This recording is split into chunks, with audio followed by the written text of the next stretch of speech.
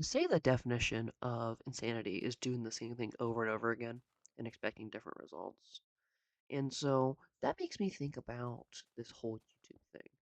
It's like, what makes me expect anything different? If I go out and make the same exact videos, same exact content, same exact quality, all the exact same things the same way, why do I have that hope that that video is just going to blow up? Why why do I feel like that? And it's a question I've had for a little bit now, I would say, because it's like I'm not sure exactly what I'm expecting when I do this, because it's a kind of a different feeling when it comes to social media and online because the sense of virality is what pushes everybody. Once you have that first feeling of viralness, you want to keep holding on to it and you want it to keep transpiring and do more with it because I've had my little bit of virality. I've had a few hundred thousand view videos. I don't know where the dollars came from, but I've had my fair shot of videos that have blown up and moved a channel. As I've talked on here before, my Instagram account, which I have for Pokemon, had that happen where I had a video hit 100,000 views and it completely changed everything when it came to my channel. So it's it's what makes me question why on this channel where I do something different, I'm chasing that same viralness when it might not even be there. It just makes me wonder what and why I'm doing it. If you get what I mean. And so that's kind of one thing. That's one thing I wanted to briefly talk about today was that because I was recording last episode and I was really thinking back onto what Dad Lore was thinking of. He was a guy I talked about last video that I found out and thought was interesting. And I kind of in my random yapping and rambling, I started thinking about how everybody chases YouTube when it's not feasible, it's not possible, it's not going to happen, and stuff like that. And it just made me wonder why. And so I started thinking back onto it, and that's what I was talking about here with my, my virality, my it's that want to be known, it's that chance to be rich, and that $100,000 I apparently have that I was talking about. So it's a it's a hodgepodge of things where sorry, I was watching myself misplace a block there. So this is pre-recorded. I'm watching it back in real time with you guys. But but yeah, welcome into Timelocke. That's a bit of an intro, guys. And so today I wanted to talk through why I'm still doing this, stuff like that, which is the point I was trying to get to that I didn't do too well. And so I'm really thinking about it, and it's like, what is driving me to make these kind of content? And I sat there and I thought on it for a few minutes, honestly. It's like, I don't get a lot of comments, I don't get a lot of views. I had to find a sellout type of way to even get 9 subs off of a couple videos. And it just made me wonder. It's like, am I doing it for the love of the game or am I doing it for that chance to blow up? And it's for the love of the game. I just enjoy playing Minecraft is what the big thing is. And I like a way to document the process. Whether or not people watch it or not isn't the biggest thing. Don't get me wrong, I would obviously love to have a community of people watching these things and being like, oh wow, yeah, do this, do that. I was like, oh, that's a great topic. Yeah, oh here, do this. But you can't expect comments at the start. The problem with doing long form content at all is the fact that it's a lot more difficult to do than shorts. That's where I had my rowdy, as I was talking about earlier, was with Instagram short reels, not shorts. I always mix up the names of these things. They shouldn't all be so similar but so different and stuff. I think that's a story for another day, but I find it really funny how that always ends up happening. But yeah, no, if even if I uploaded these and no more than 5 people viewed each episode, I obviously I'm like, oh dang, no one saw that episode. That sucks. and stuff like that, but it's not a bummer to me. You need to use it as like, motivation to want to make more and want to do more because if you look at negativity or defeat in a bad way, then how are you meant to get better? That's one thing I've always tried to figure out with. That's always been a weakness of mine at work is the hardest thing to do is to take um oh crap, what's the word? It's hard for you to take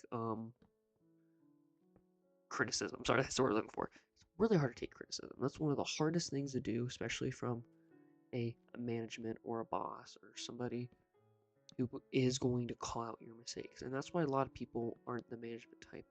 I've had those in the past where it's like they are the manager, but then they don't call you out and you're wrong, which obviously if you're the employee, you're like, yeah, I don't want to be called out. I don't need to. But then how are you going to be made better if no one tells you you made a mistake? And it's like I'd rather know in the moment I did something wrong than a week later, like, oh hey, wait, why is this like this? Why did you do that? Oh yeah, you get yelled at. You're like, I didn't know. I'm just doing what I thought I was meant to do and stuff like that. Where there's no, I guess there's no benefit for it if you're getting what I mean. And so I figured I guess I'll step away from that for a moment and I'll talk about what's going on screen because you might be wondering what we are up to. So basically today, we are continuing on this framing. If you did not see last episode where I mentioned framing, I'll go over it real quick. But this is going to be an expansion to the house, and I was looking at it over from the train station. I was like, okay, I need something I need to do here. I need to find something that looked at, as you saw, it looked at the train station. I was over there. And I was like, I think a big box should be right here. The thing is, I don't know what I want to put inside the boxes yet. I have a few ideas floating around, and I'll make this place look like 100% more of a mess by the end of it. Yeah, but this is just my pure brainstorming. I trimmed out clips of me pausing long and stuff. But at the end of the day, good, I do have some good plans, and I'm pretty happy with how it works out. And I can't wait to make more live videos again because they're a lot easier on me. I don't have to worry about cutting stuff or working on certain things like that. So yeah, we'll see that when it gets there. And now we're gonna remove the rest of the dirt that we had placed originally from the framing, which if you saw a short I released late last week or even some even the video from 2 days ago where I I kind of spoiled it a tiny bit, but yeah, that's going on with that. If you were curious on that, let's head back into the why and the why and the will. I guess is a good way of doing it because when it comes to doing stuff, you're fighting burnout, and that's the hardest part about anything is that eventual burnout because it's not an if, it's a when, realistically. Because you're like, oh, I'll never get burnout. I love what I do, and you're like, oh my this, and then if you do it enough times, you will eventually not like it, or you'll get sick of it, or you wish you did something else, and yada yada yada, and all that kind of stuff. And so you gotta like prepare yourself for burnout. A YouTuber that does great on this is IBX Toy Cat. He always makes tons of videos talking about what to do when you get bored in your Minecraft world. And he always has great stuff because he's like, hey, like the hardest thing you can do is get burned out of your world. And what he was saying to do was to mix up what you do, whether it's you're playing Minecraft and you do a new build style you've never done before, go outside your comfort zone, whether you go try to collect every block and item, try to find every mob, try to do unique challenges. You got to try to push yourself in a way that you can find some joy in this if you get what I mean. So that's one thing that I have been reluctantly doing pretty darn well is I've had multiple spark to be really excited to work in this world. The first big spark was when it came to the beginning of the world, planning the stuff, planning where Tracer's going to be, building the house, building the first shack, and stuff like that. That was the first big thing. And then we got kind of stuck in a loop of me going mining, me working on the underground area, and it kind of like it felt stagnant because I had tons of ideas for stuff down there, but I wasn't happy with the ideas that I had. So I was like, dang, okay, I need to figure out more and stuff like that. So that led to a creative downward spiral, you could call it. It wasn't like crazy. It wasn't like I didn't want to play anymore. It was more of the fact that I was kind of just running out of ideas for the same spot. And so then my solution was to do something that I've been wanting to do for, which was the underground waterfall. And I feel like that was the first um, spark back into working on things. Because before that, I was telling more personal stories. I was talking deeply about inspirations, and I was all this kind of stuff that I was just recently rewatching. I'm like, man, that was such a cool spark I had. And so I ended up accidentally recreating that spark once again when it came to me um, working on that. And then that spiraled into the huge area under the waterfall, more places for it, and that went off for probably 10, 15 episodes of me having tons of planning and stuff like that. And then, made some more rooms, got down to the very bottom, didn't know what I wanted to do, and I kind of lost that creativeness again. So then I looped, and then I went upstairs and I started building on the house and expanding it. And that's the current one we are in right now. Because it feels like every single time I know I want to do something, I just, you know, I go for it. And once I'm happy with an item or an idea, it just blossomed into its own thing. And now I'm really proud and happy with this world that I have and how it keeps expanding. And now I'm currently in another one of those where I am continually working on things and making it better. And now I got like tons of ideas for things I need to do. And then eventually, I'm going to loop back into the old things I haven't finished yet, which is going to be the kitchen, the bathroom, all those rooms, the bottom of the waterfall pit, the area we're working on right now, because I doubt we'll finish it before I want to move on. I'll move over to the train station, like little distractions and stuff like that. Is the fun thing is having the opportunity, to have so many different projects and be happy, working with it all. So that's one thing that I end up getting really really happy with is how that's kind of stopped my burnout, and that's what's helped loops back into my creativity. And if it wasn't for those things, then I feel like I would be lost or not want to do this stuff anymore. And since I don't feel like that, it's been a lot easier on my part to work and be creative and stuff like that, leading to awesome ideas like this, which is what we are currently working on. And also one thing you gotta always, when it comes to stuff like this, you gotta kind of half plan for the future because you don't know which world's gonna go to. And like I don't make a building decision unless it's like because this world's gonna be here for 15 plus years, so it's like okay, if I don't ever get that burnout we were talking about. Then it's like, okay, so I need to do things that will age up with time. It's like, okay, should I put this room here? Okay, would this make sense to have this room here down the line when the base is expanded and more stuff happens? Oh, that's kind of dumb. Why would I do that? It's like, okay, cool. Yeah, I won't do that. I will think on a little bit more. I'll do a different idea. Kind of stuff like that. And so that's really helped me with this. And another creative liberty is now making shorts because I didn't do that for the longest time.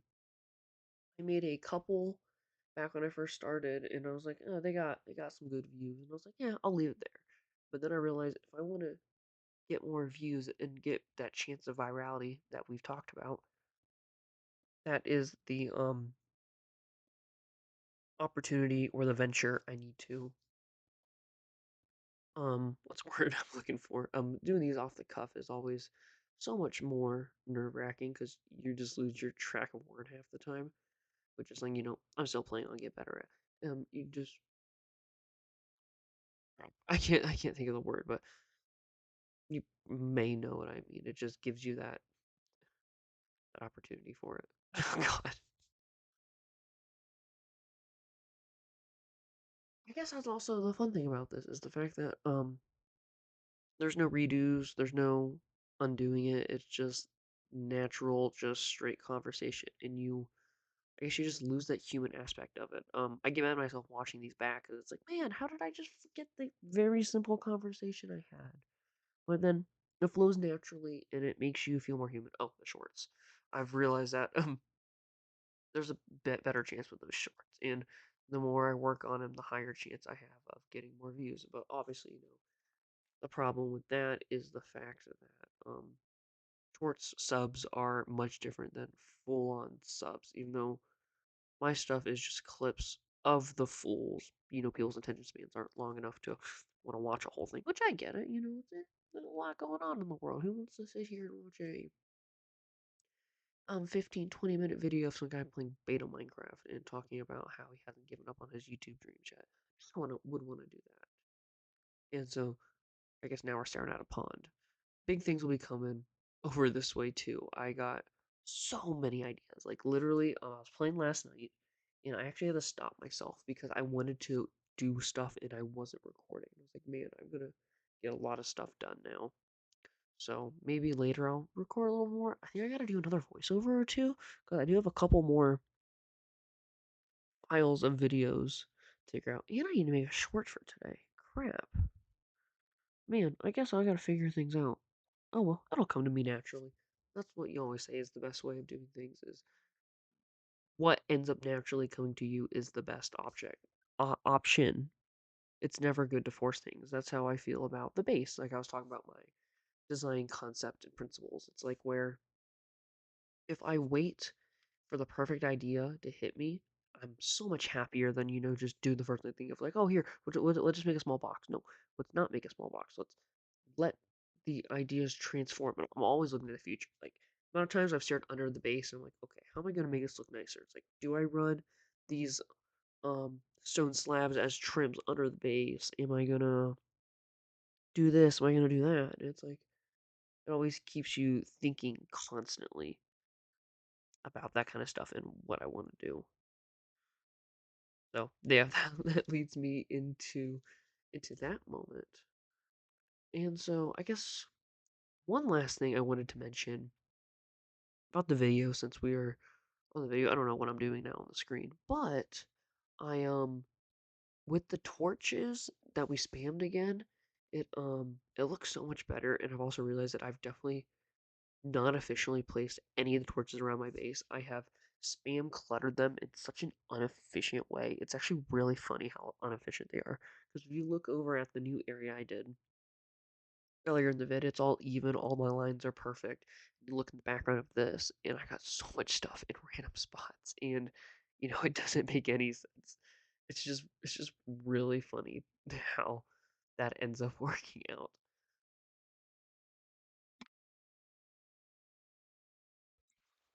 But hey, that's what again gives it that alpha, that beta, that old charm. I'll look back at this in 5 years and be like, man, remember when I just placed all these torches really dumbly? Oh god, I miss that old days. I wish I was still that person I was then and not who I am now with a life and responsibilities and stuff like that.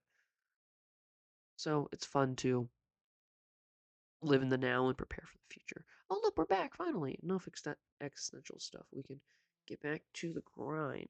I say that, but this clip ends in about 12 seconds. So that's really gonna be it for today, guys. Thank you for joining us on Time Lock, and me and the cow will see you later. Bye.